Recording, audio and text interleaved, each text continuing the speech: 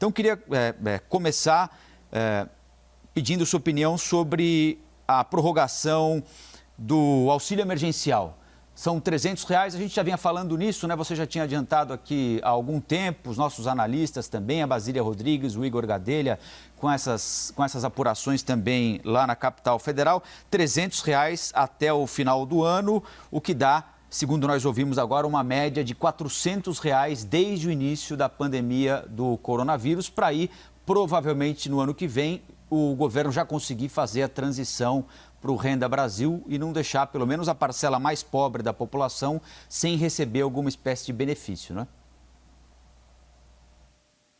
Foram dois anúncios importantes, né? Esse, da manutenção, que já era esperada, desse Corona Voucher, como se chamou, né? Para manter a atividade, e conseguiu manter a atividade econômica. Falava disso há pouco, antes dessa interrupção que valeu a pena. E a outra a notícia de que o Estado também está preocupado com ele, né? O Estado inchado, o Estado gorduroso, o Estado que não premia o mérito e sim o empurrãozinho político, o pistolão, né? Isso acaba, né? Sem atingir os atuais direitos adquiridos, e com isso evita-se também o lobby que tem impedido durante tantos anos uma reforma administrativa necessária, né? E a gente viu aí que foi no café da manhã, com todas as lideranças que apoiam o governo e com comunicação direta com o presidente da Câmara e do Senado, né? A reunião entre aquele que foi eleito para ser o presidente da República e os outros que foram eleitos para nos representar no Poder Legislativo. E vai ser um grande dia se logo mais à tarde for aprovada a Lei do Gás também, que é um impulso na indústria, né? Que está se recuperando, e a Lei do Gás vai facilitar muita coisa na energia industrial necessária, né? Abertura de burocracias, de amarras. Boas notícias, então, no dia de hoje. Alexandre, sobre a retomada das reformas, o presidente e os líderes no Congresso citaram a reforma administrativa, e o presidente da Câmara dos Deputados, Rodrigo Maia, disse na semana passada que o governo deveria centrar foco na aprovação da reforma administrativa. Vai mexer só com a vida dos futuros servidores. O presidente Bolsonaro sempre foi muito enfático nesse sentido, né? Porque a resistência seria imensa. Quais são os flancos a serem atacados, os principais, numa reforma administrativa? Muito se diz, por exemplo, que especialmente servidores em nível federal ganham muito mais do que na carreira correspondente na iniciativa privada, começam ganhando um salário muito alto, muito próximo do teto que eles ganharão perto da aposentadoria, e por isso não tem estímulo, não há muita cobrança. Em contrapartida, a gente também não pode cometer uma injustiça aqui, uma confusão com aquele servidor público que trabalha na ponta, né? Geralmente no município, que é o professor, que é o atendente do posto de saúde, que é o médico, o enfermeiro, tão necessários agora nesse período de pandemia, né? São esses ajustes que essa reforma administrativa tem de fazer?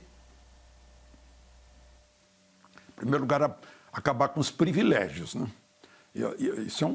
Esses privilégios tornam a cidadania brasileira em dois níveis. Cidadão de primeira classe, que é esse ser que trabalha no Estado, que tem estabilidade, que tem teto, mas não obedece teto, né? Que tem aposentadoria especial, uma série de vantagens, a creche, isso e aquilo, motorista, né? Gente, né? Quando a gente olha o chefe de governo da Suécia indo de ônibus para o trabalho, o presidente do Chile indo a pé para o Palácio La Moneda, né? A gente fica com uma vergonha enorme, né? As nossas mordomias por aqui. O sujeito vai trabalhar no Estado para ter mordomia, porque na iniciativa privada ele não tem mordomia, ele ganha mais. Ele ganha mais na iniciativa privada. Mas ele que vai ter a sua própria mordomia. Então, e a avaliação constante. O sujeito faz concurso, pronto, eu sou concursado, eu não preciso mais fazer nada. Eu posso deixar o meu paletó no espaldar da cadeira e dar uma volta por aí, né? eu não preciso atender como se eu fosse realmente, eu sou servidor do público, eu não preciso ser muito cortês com o meu público, né? Então, e eu tenho que criar dificuldade para, quem sabe, vender a facilidade. Eu sou um especialista na burocracia. Principalmente esse meio, você falou, Colombo, da ponta. A ponta é o pessoal que sua muito, trabalha muito e ganha pouco. Então, talvez tenha que haver esse equilíbrio. Mas vamos esperar para ver qual é a proposta dessa reforma que é prometida há décadas, mas não sai nunca, tal como a reforma política que daria mais representatividade ao cidadão brasileiro, aproximando mais o representante do seu representado, né? Aproximando mais o mandante e o mandatário. São reformas que demoram a sair porque mexem justamente com quem está operando o Estado. E quem opera o Estado é que tem que fazer a reforma. Aí não abre mão do status quo, né? Não abre mão das vantagens que estão sendo recebidas e da segurança que tem. Nem todos têm essa segurança. A pessoa que tem um trabalho que é de risco, o empresário é uma atividade de risco. Havendo risco, a pessoa tem que mostrar serviço, tem que mostrar produtividade, né? Tem que mostrar iniciativa. E isso muitas vezes fica ausente no serviço público, infelizmente, com honrosíssimas exceções de gente que realmente assume, né, a função de agente do Estado, agente público, que é um cargo muito honrável, né, desde que a pessoa esteja dentro dos preceitos previstos lá no artigo, se não me engano, 37 da Constituição. Houve uma outra declaração relevante também, não é, Alexandre? Na realidade, um reforço de uma declaração que tem sido, de certa forma, recorrente, mas mesmo assim colocada sob dúvida, quase que permanentemente, do líder do governo na Câmara, o deputado Ricardo Barros, dizendo que o teto não vai subir e que não vão furar o teto. Tem de baixar o piso para dar mais espaço para o governo, por exemplo, investir, pagar o Renda Brasil, que é o programa que o governo quer desenhar para o ano que vem. Esse parece ser um consenso agora. Me parece que definitivamente é assunto encerrado, não é, Alexandre? Depois de reunir tanta gente ali, líderes no Congresso, o ministro da Economia, o presidente da República. E com a apresentação do orçamento também, não? Um orçamento que está beneficiando aí o Bolsa Família. E Bolsa Família cresceu mais de 18%. Compare com a inflação, que ficou lá embaixo. Então, houve um olhar social sobre tudo isso, depois dessa pandemia. E esse olhar social também estimula a economia, porque, de certa forma, mantém a renda, amplia a renda. Essa questão de teto, o que tem que ser preservado, precisa ser preservado. A gente ouviu aí o economista que foi entrevistado antes do Liberdade de Opinião, que usou aquelas palavras, se não me engano, do presidente do Banco Central, né, que a política monetária é o passageiro, a política fiscal é que é o condutor. Então, a política fiscal é, sim, muito importante.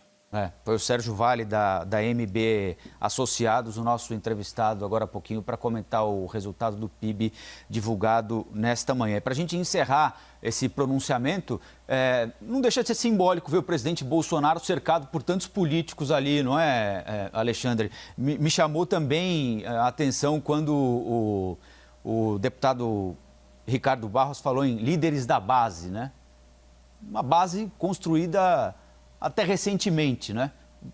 O humor lá em Brasília mudou desse ponto de vista, né? Eu não sei, eu não vi grandes novidades, não. Ele tem uma rotina de café da manhã com lideranças políticas, né?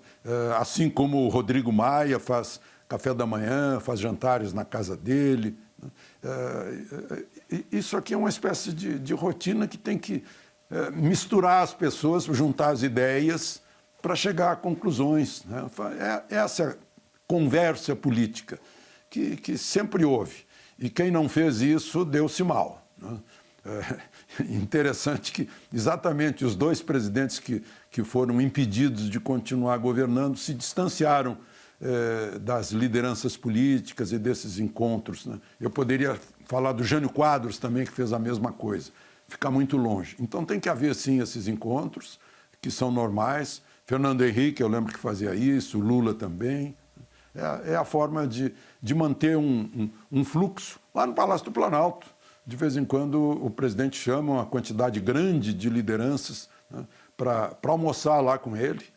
E as pessoas não ficam sabendo, mas, enfim, é a forma de manter até a amistosidade, a amizade, a informalidade dessas conversas políticas que levam a conclusões como essa que foi encaminhada hoje da reforma administrativa.